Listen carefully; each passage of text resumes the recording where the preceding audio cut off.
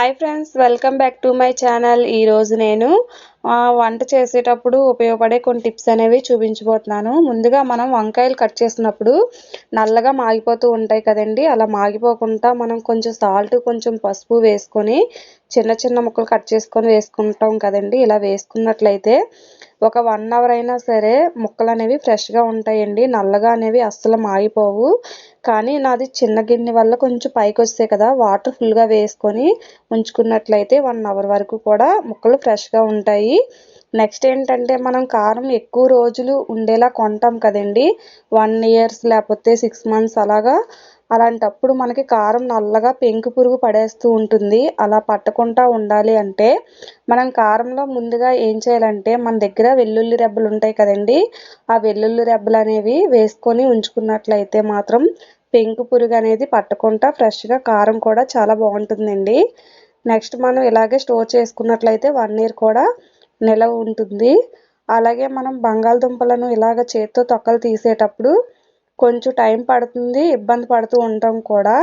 అలాగే మనం ఏదైనా చిప్స్ కానీ లేదంటే గారెలు కానీ వేసేది ఉంటుంది కదండి. దాంతో మనం ఈ విధంగా చేసుకున్నట్లయితే వేపుడు చేసుకున్నప్పుడు ఇలా స్మాష్ కూడా ఈజీగా మనం దుంపలను చేసుకోవచ్చు. చూసారు కదా, మనకి 2 పనులు కూడా ఒకేసారి ఈజీగా అయిపోతుంది.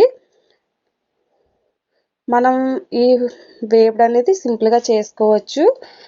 ఈ విధంగా మనం స్మాష్ చేసుకోవచ్చండి బంగాళదుంపలను.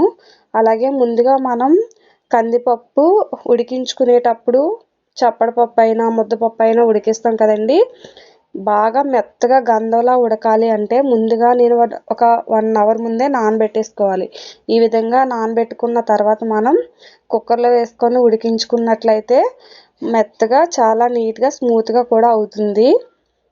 డైరెక్ట్గా కుక్కర్లో వేయకుండా ఈ విధంగా మనం వేసుకున్నట్లయితే పప్పు అనేది బాగా ఉడుకుతుందండి.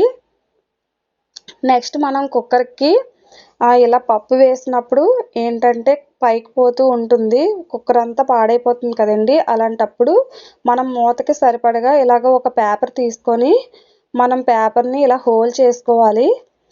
నేనైతే మా కుక్కర్కి సరిపడగా పేపర్ అయితే తీసుకున్నాను. ఈ పేపర్ నేను కుక్కర్కి సరిపడగా హోల్ చేసుకొని చిన్న ఘాట్ పెట్టుకున్నాను.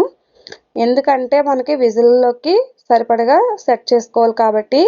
ఈ విధంగా మనం కుక్కర్ పై మూత పైన పెట్టుకున్నట్లయితే ఏది పొంగినా సరే పేపర్ మీద ఉంటుంది. క్లీన్ చేసుకునేటప్పుడు కూడా ఈజీగా క్లీన్ చేసేసుకోవచ్చు.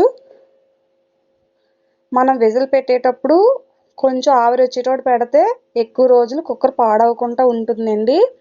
చూసారు కదా, విజిల్ మొత్తం పోయిన తర్వాతే మనం కుక్కర్ ఓపెన్ చేయాలి. కానీ క్లీన్ చేసుకోవడం కూడా ఈజీగా క్లీన్ చేసేసుకోవచ్చు. చూసారు కదా ఎంత తక్కువగా పప్పు అనేది వలిగిందో. వీడియో నచ్చితే లైక్ చేసి సబ్స్క్రైబ్ చేయండి ఫ్రెండ్స్.